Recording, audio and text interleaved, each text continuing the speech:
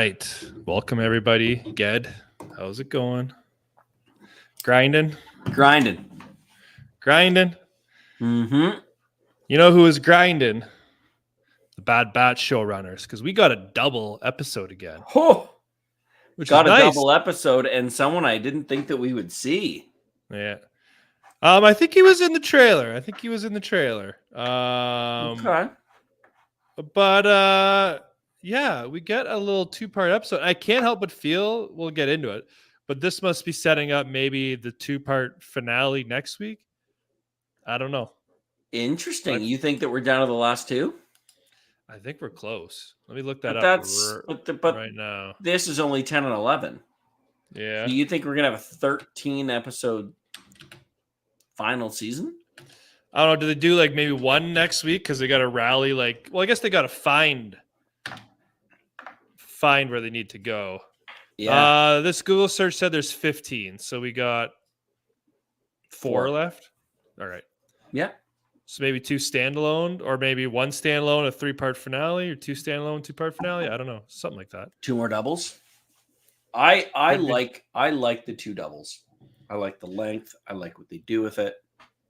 It's a lot nicer to sit down for an hour, 50 minutes instead of 22 minutes, whatever it is. Yeah. So this one starts off. This one really set the stage for what the Empire's really been up to. And the first episode kind of has, really has a dark tone to it that carries out throughout all these episodes. Yeah. It also contradicts what we thought, for the record. We were all, you and I were pretty sure that In the Vault was like puppets of Sidious clones, and instead they're children with high M counts. I think way off on that one. I still think there is a part of the vault that has that. Oh, all right. I think there's other stuff down there. So we have the Force kids, and they kind of explain how Necromancer more or less works. And feel free to interject here. But essentially, you can't clone a Force being. That's what they've been trying to. They have high M counts. They've been struggling to clone it. But by testing clones and by finding a clone with a high M count means that clone DNA sequence, they had some special juice there that allowed the midichlorian count to carry over. So that's why there's no other clones with high M counts. There's only sources with high M counts. And all the other cloning stuff has more or less failed because they can't maintain it can't reproduce Sidious's power, essentially. Yeah. And Omega can't reproduce a power if it's unless it's originated in a clone, and that's what's happened with Omega. Yeah, so Omega's blood is essentially the glue or the recipe in order to clone to transfer midichlorian count Force power over. So that's why she's important. It's not necessarily they want her because she's super powerful or something like that. It's because she's a clone who exhibits those powers, I would say. Did you notice what was on the screen when either Dr. Carr, was it Carr or Hemlock, was looking at their panel at the beginning? No. It literally looked like Grogu. It is the most subtle. They literally look at it. It looks like Grogu on the panel at the beginning. I was like, "What the shit?" Keep talking. I'm gonna play it here in the It was literally in the first of the two episodes. Had to be in the first 10 minutes. It was either Carr or Hemlock or one of them looked at the pad and it had the ears that went out. It was like a rough outline of Grogu, and I was like, Mind you, there is also Eva, who also has the ears out to the side. So I don't want to jump ahead and create something that doesn't exist. Yeah. Eva's ears are obviously out, but they're shaped a little differently. So I don't know if that is Eva just in rough outline, or if there's something kind of fun to talk about there. Well, I don't think they know about Grogu yet, right? Like, no, I wouldn't think so. Well before he was captured, and they don't necessarily know he survived Order 66. But it'd be a neat little nod if it was. But yeah, it's probably Eva. We also find out that our tier 1 or class 1 bounty hunter that's been hunting down the Force children is Mr. Cad Bane, who makes his return. Oh, how good was it to get a little Cad Bane action there? Love Cad Bane. He's one of my favorite bounty hunters. And it makes sense because he's in the Clone Wars. He literally kidnapped Force-sensitive children for Sidious. Yep. Remember when he had the list from the vault that had the names of all the Force-sensitive kids in the galaxy? Mm-hmm. So like it makes sense that he's the kid, the child napper. So, but like still like just dark of him just taking the mother out and taking the kid, and she's crying for a stuffy, and they get back to the facility, and Emery now takes over for NSA, and just these kids are just want to go home, and they keep getting jabbed with needles, and it's not a nice life if you have some sort of Force ability or midichlorian count. And what is Dr. Carr? Emery or that's Emery? Emery's her first name, yeah. And I like her a lot as a character. I think that she's absolutely wonderful. Yeah, I am such a fan. She totes that line between I believe in the science and the research we're doing, and I don't know if she's naive to what the Empire's doing. Maybe she was, but now she's really starting to see what's been going on. So when she was taking the kid back from Cad Bane, like did you not think she was going to swap blood samples and say that this one wasn't Force sensitive? Yeah, there's definitely. I thought she was going to try to pull the plug on that, but Cad Bane said something interesting. He said, "You're asking the types of questions that," it was something along that line. Like he questions her questioning almost, and then just says, "Pay me," and leaves. But he's almost stopped short of saying like, whose side are you on here? Like, do you want the kid, more or less? Which I thought was kind of a neat thing. But again, Cad Bane's always on top of things. What else did we get there? And then we get. I thought the other interesting piece the episode had was the little bit of the power play between Hemlock and Tarkin. Mm-hmm. Now that's classified to Governor Tarkin. Like Hemlock gets to flex his muscle a little bit.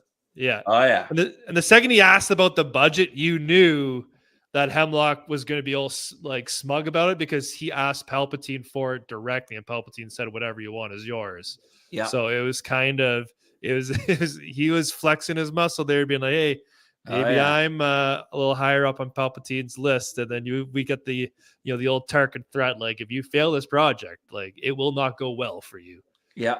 But it's interesting. Cool. Tarkin's always looking to take over some sort of new project to be in Palpatine's favor. It seems like with Krennic and the Death Star. Now this Tarkin's so high, right? Like even just to flex on Tarkin. Like how many times have you seen anyone flex on Tarkin? Yeah, normally no one talks. Nobody. The only one who talked shit to Tarkin was Leia. That's the only one you've ever seen really stand up to him. Mm-hmm. Like not even Vader. Yeah, Vader really never. No, like really, he was Tarkin was his handler more or less. Yep. So I thought that was a really neat scene to see that dynamic between them. And then the other thing I thought was, again, to add to the dark tone, was when Emery was asking, "Oh, they're so young, they're children. Like, why can't you get adults?" And they explained that, well, we kind of killed all the adults in Order 66, but the children there's not many left. Yeah, but the children are like unaware of why they're here. They don't resist. Like it was just, they did a really good job showing what assholes the Empire are, so to speak. Anything else you want to talk about in that first episode? I thought it set a great tone of what's been going on.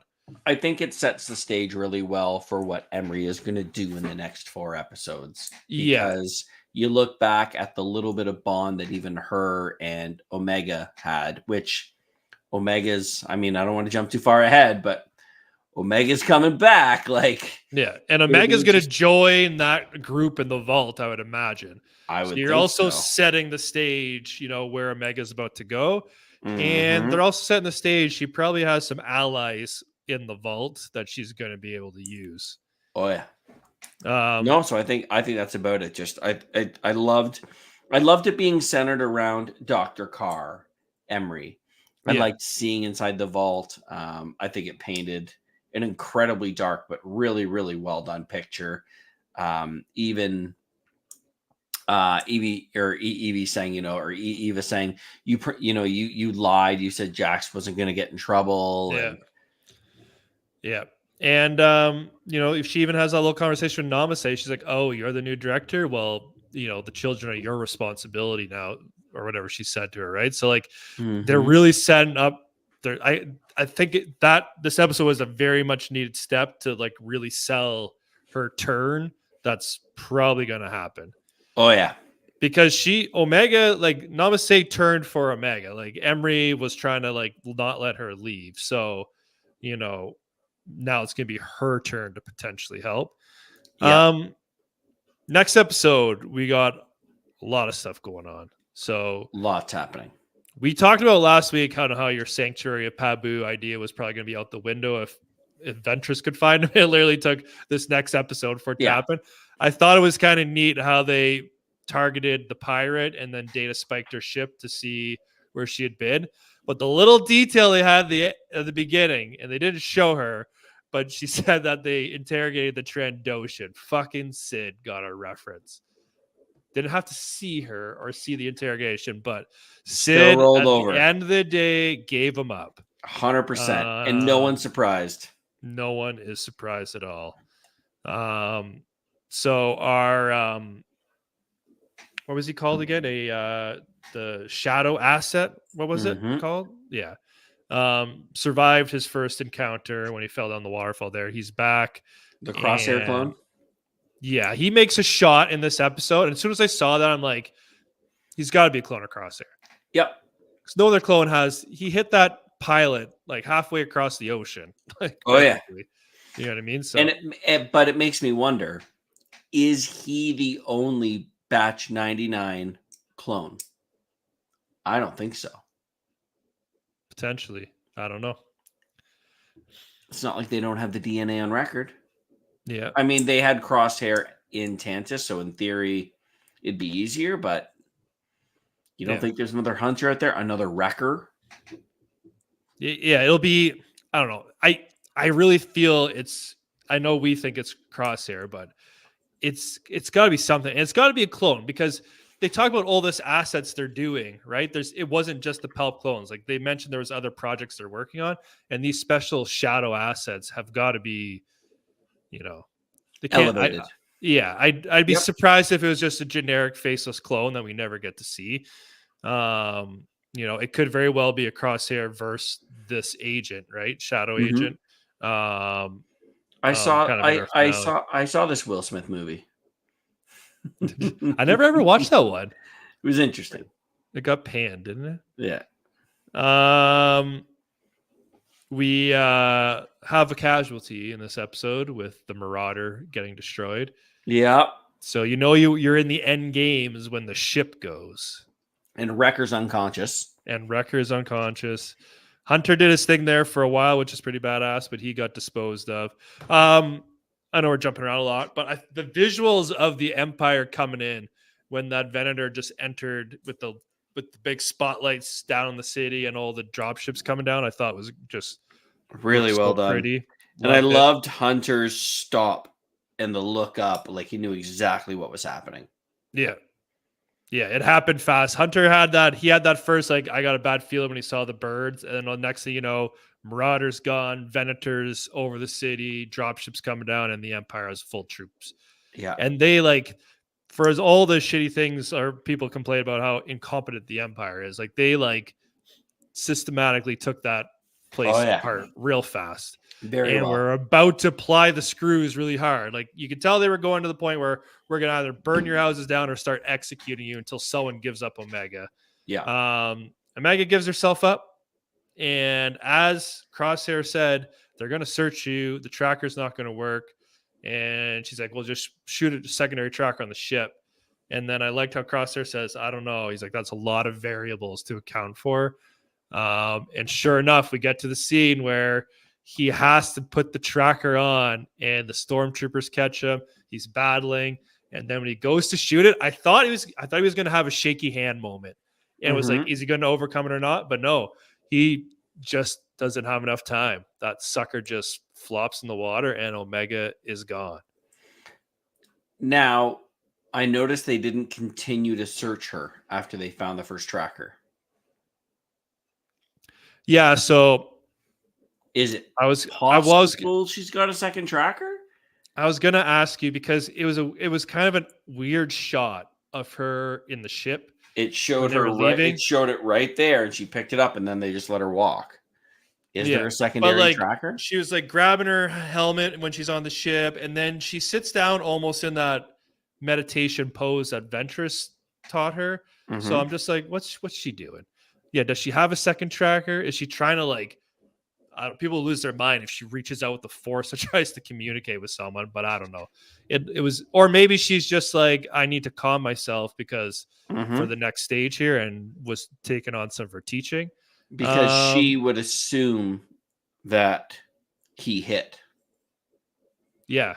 She would assume Crosshair wouldn't have failed, you'd think. Yep. Yeah. And now, you know what? I really liked that he failed.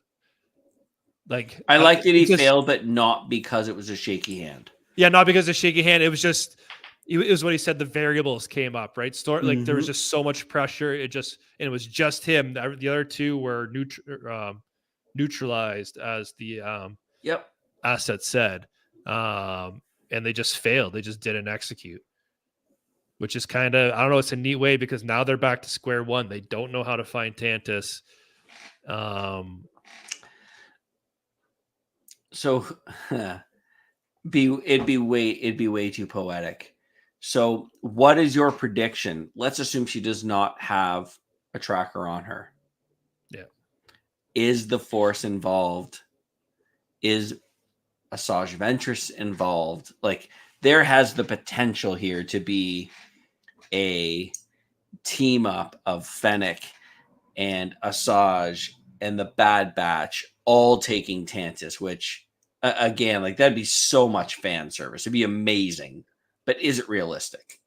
Yeah, so I definitely think you're going to see an assault, some sort of assault on Tantus. It's going to be the Bad Batch plus Rex, Echo, and the group of clones they've amassed. But will someone like Ventress stick her neck out? I don't. So good. Don't see it though. I don't see. I want it. She did. I want Force Connect, Asajj Ventress.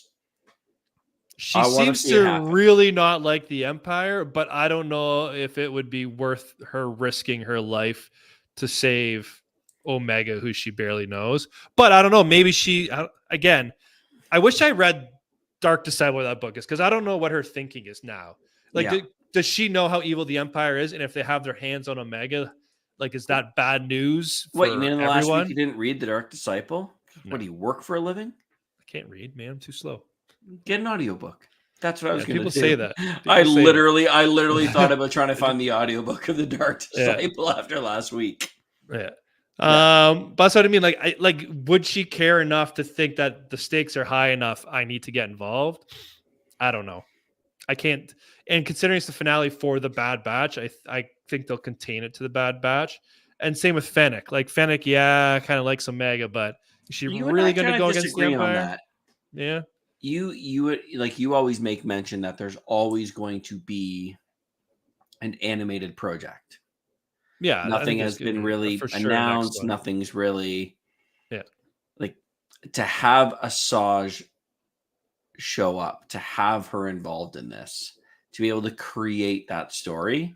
Yeah. I think there's a great opportunity there. Fennec, we know what happens. We've all seen, the Boba Fett show. Yeah. But I don't know, Ventress. Maybe it's just I would just love to see it. So maybe that's not really a thing. I would love so much for that to happen, right? Yeah, like I think if they're doing like they're gonna have to do. I don't know how you like stealth assault that complex. That complex is locked down tight with so many people. Like you need a powerful chess piece to make some damage, and Ventress fits the mold. I just don't know. Like on the swan song for the Bad Batch, are they gonna have Ventress take the spotlight away from? That's all. Yeah, but there's ways to do it where she doesn't necessarily have the spotlight. But it'd be cool. It'd be cool. You made mention of it last time that you can see a scenario where the Bad Batch cannot take care of Omega, where she would have to be trained. So just maybe, there could be a scenario where they all die trying to get to her, and Asajj is maybe the only one who survives. Or Wrecker dies, or Crosshair dies, and there's a couple left, and Asajj is there to save that day, and they all realize that it's the right thing to do. Yeah. I mean, the potential they have for the series finale is so good.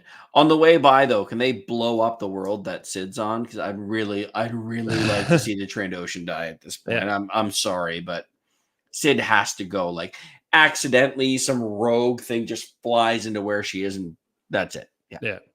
The other thing I was just thinking of too is I don't know where they're yet in the timeline. Like I don't know where this. I know the first seasons of Bad Batch were really early, like the early formation of the Empire. I'm not quite sure where we're at with season 3 and how close it is to like Andor and first season of Rebels. Kanan was a kid, right? In the first season, remember? During Order, so you would have been a teenage. He was literally a kid. What was Kanan's other name again? Caleb Dune. Thank you. Yeah, Caleb Dune was literally a young teenage kid in the first season. Yeah. So, but I wonder, like, is there a rebel cell that would have vested interests in helping them? Like, there's probably a Saw Gerrera out there, like he was in last season. He would have interest in blowing up the Empire, especially a cloning facility. So, like, to me, maybe that route maybe makes a little more sense. But Saw would be very young, though. Well, Saw was he was young in the Clone Wars, though. Yeah, that's true. Yeah, he'd be very young. Remember, he was in the Imperial facility with Tarkin at the end of last season when Tech died. He was there to blow it up. Remember, they ran into him and they're like, "Saw, what are you doing here?" He's like, "Blowing this place up." Yeah. So Saw could come into play, I feel, potentially. Yeah. But yeah, they're gonna have to. I don't know. They're gonna have to call in some sort of favor. A whole bunch of them. Yeah. Let's see, what else did I have? I think that's all I had for the episodes. I thought I loved the dark tone with both of them. It was not really show related, but like what's with Disney Plus's color change? It's like a weird teal. It's like a weird teal color now instead of like that blue. Yeah, it's kind of strange. I'm not sure I'm here for it. Yeah, like they changed nothing else, just the color. Yeah, like it's weird rebrand or something, or refresh. I don't know.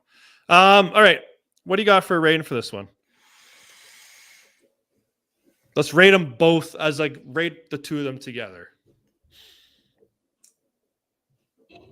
8-1. Very 8-1. Very well done. Sets up. 8-1. Solid 2-banger. You? I'm actually higher. I really enjoyed watching this. It really had. I thought the tension was great. I thought the dark aspect was great. I thought they really developed the characters. You're going 8-5 here. I was not. I mean 8-4. Yeah, 8-4. I really enjoyed it. Really, I was when I fired it up this afternoon on my lunch break. I saw it was 2 episodes. I was like, oh shit, like we're getting something potentially good here. And I got to turn up the speakers really loud because no one else is in the house. I was into it. I enjoyed myself. All right. Yeah. I mean, it was extremely well done. It was good. Yeah, and again, I think we've been somewhere. I think we've been 7-9 to like 8-4 this whole season. Like this has been a very consistent season, and I can only imagine what the crescendo is going to be. So 4 left. Yeah. All right, so that will do it for our review. Let us know in the comments what you thought of this week's episodes, and let us know how you think this is going to end. Is it going to be a full-fledged assault? Who's teaming up? Or do you see it being more of a stealth mission of just kind of the Bad Batch and Rex and Echo sneaking in and doing their thing? I'd like to see the Swole Yodas of the world chime in. I haven't seen any messages from him in weeks. He's been commenting, just not Swole live. Yoda, you died? What's going on? You dead, bro? Yeah, that's Swole Yoda. Now you got a comment for called out. I want to see you next week, 9 p.m. I might have to do this. I might have to do next week from a different location. So I'll be here, though. Sounds good. All right. Peace out, everyone.